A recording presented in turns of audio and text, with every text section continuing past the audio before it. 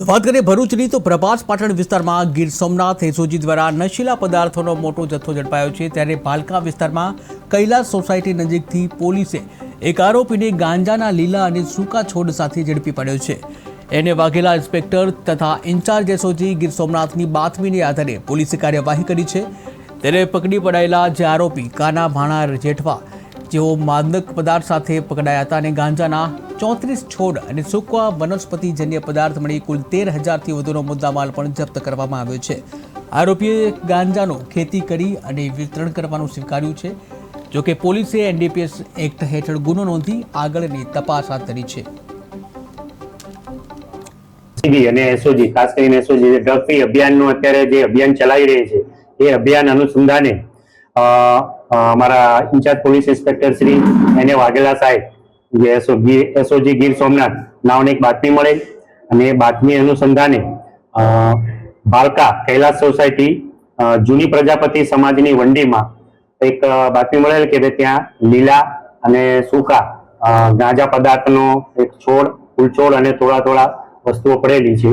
એ અનુસંધાને બાતમી અનુસંધાને અમારા ઇન્ચાર્જ એસઓજી પીઆઈ વાઘેલા સાહેબ ત્યાં ગયેલ એમની ટીમ સાથે અને ત્યાં જઈ અને જે ફૂલછોડ છે અને થોડાક ડાળખા એ બધું ચેક કરતા ગાંજાને પદાર્થ એવું વસ્તુ એવું જણાઈ આવતા સ્થળ ઉપર એફએસએલને બોલાવી અને ચકાસણી કરી અને એ પદાર્થ ગાંજો હોવાનું નક્કી થતા અમે પ્રભાસ પાટણ પોલીસ સ્ટેશન વિસ્તારમાં એક આરોપી છે કાનાભાઈ ભાણાભાઈ જેઠવા રહે બાલપરા નાઓ વિરુદ્ધમાં એનડીપીએસ એક્ટની કલમ 8C20(1)(b)(2)(6) મુજબનો ગુનો રજીસ્ટર કરાવેલ છે અને આગળની કાર્યવાહી પ્રભાસ પાટણ પોલીસ સ્ટેશન નાઓ ચલાવી રહ્યા છે।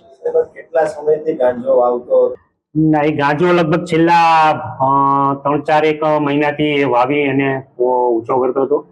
હાલમાં તબક્કે હજી એની પૂછપરછ ચાલી રહી છે અને ક્યાંથી કોને આપવાનો હતો, કઈ રીતે બીજું કાર્યવાહી કરવાનો હતો એ હજી તપાસ કરી અને અમે પછી આગળ જણાવીશું। આરોપી સાથે અન્ય કોઈ સંકળાયેલા ખરા? હાલ પૂરતું કઈ જણાઈ આવેલ નથી, પણ એ પછી તપાસ દરમિયાન એને તપાસની જે રિમાન્ડની અમારી પેલી પદ્ધતિ છે એ દરમિયાન અમને જણાઈ આવશે તો આગળની વિગતો અમે જાણતું। હાલમાં બીજા કોઈ આરોપી સંડોવાયેલો હોય એવું જણાઈ આવેલ નથી। પ્રથમ જ વાર આરોપી આવેલ છે કે અગાઉ કોઈ આની પર? આ આરોપી પ્રથમ વારનો છે। આની અગાઉ એનો કોઈ એનડીપીએસ નો કોઈ ગુનો એવું કોઈ થયેલ નથી, પણ ઉંમરલાયક વ્યક્તિ છે અને એ લગભગ છેલ્લા ઘણા ટાઈમથી કરી લેવાની બાતમી હતી એ અનુસંધાને ત્યાં ચેક કરતા અમને મળી આવે। બાકી આ પ્રથમ વખત છે। ગાંજો વેચાણ ઉપયોગ માટે લેતો? જનરલી આનો હેતુ મેઇન બહાર ઓછો સપ્લાય કરતો હતો, પણ કંઈક શિવરાત્રી કોઈ એવો તહેવાર હોય તો એ તહેવારમાં અનુસંધાને જે આપણે ભાંગ બનાવવા અથવા તો બીજા કોઈ પદાર્થ તરીકે ઉપયોગ કરવા માટે આનો મૂળ હેતુ હતો। મૂળ કિંમત કેટલી છે?